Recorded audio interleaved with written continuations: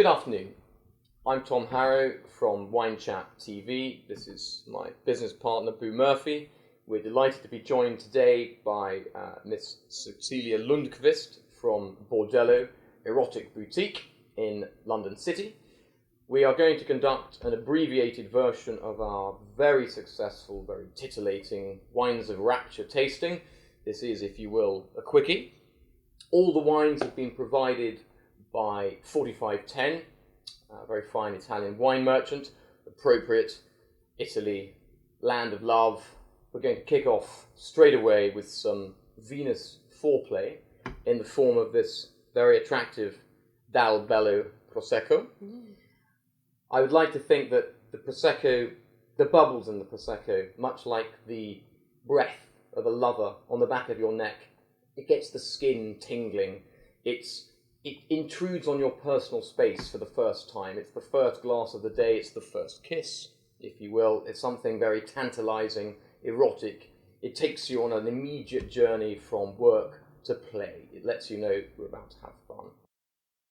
I think seduction starts with scent, which I'm sure you, Tom, agree with. The lady who's enjoying this Prosecco should be wearing something very light and, should we say, smell-inducing maybe, something with short sleeves. This one here is a very flirty number that clings in a ridiculous way to the body. It's nylon. And a little titillating lace mask, delicate for the first kind of stage of seduction to go with the Prosecco. Have you tried the Prosecco yet? I don't believe you have. We have a taste? You really we'll ought have a little to. taste now. To Venus. And Bacchus. And Bacchus. Cheers. Chin chin. In WineChapTV, we're never going to linger long on tasting and talking about scents and smells and tastes in wine that you can't be here to share with us. It seems rather unfortunate that you can't. Cool. But I think we can agree this is light, fresh, elegant, exciting. It's a titillating wine. It's not a fully satisfying wine. It titillates, it gets the senses going, gets the taste buds firing. Great aperitif, I would have thought. A great bit of foreplay.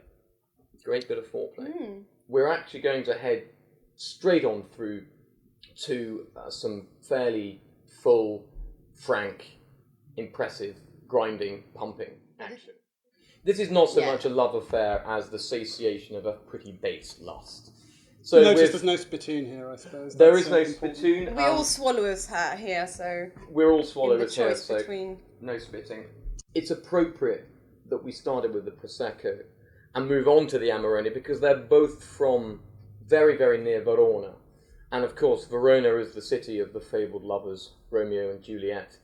So we're happy to use this cliche to make a point about these fine wines. We've also gone from titillation, light alcohol. You can still back away, pull away from what will be a compromising situation. Once we hit this bad boy, as you can see, we are very much full frontal.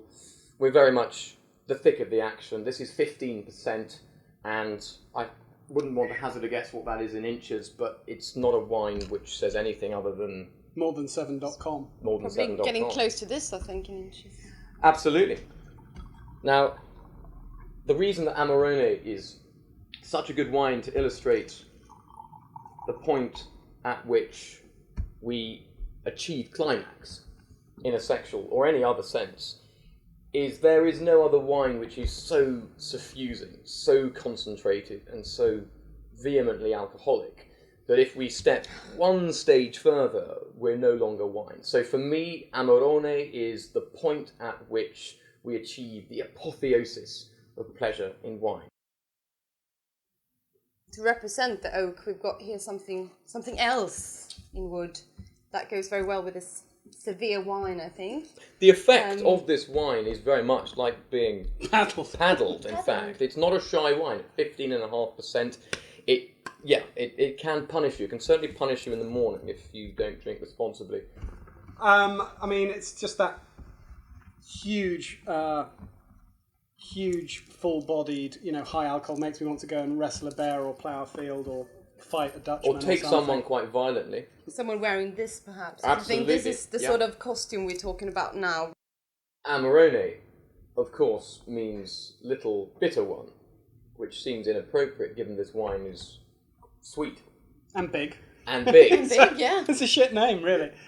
I would have no reason to feel bitter if I was that size.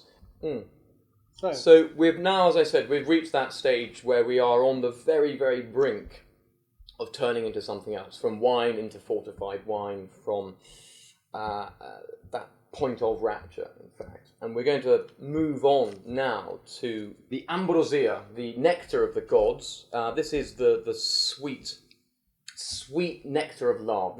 This is a fully sweet version. It is rich, it is sticky. honey, Tom, I'd say. It is clearly very, very honey. It is that nectar of the gods. The name ambrosia gives that away. And of course, many people, humanists, would have it that it's at that point of sweet release, sexually, that we find ourselves closest to the divine. To go with that kind of lovely after-glowing feeling and sugary, saccharine delight, a compendium of kisses would be the perfect thing to share with a loved one. I think what Cecilia's done rather cleverly is recognise that there are two responses upon climax. There is the traditional female response, the cuddling and the kissing with the compendium of kisses. And there is also that feeling as a man of wanting to get up and leave. Just to reiterate, we have done a very brief tour through our Wines of Rapture tasting.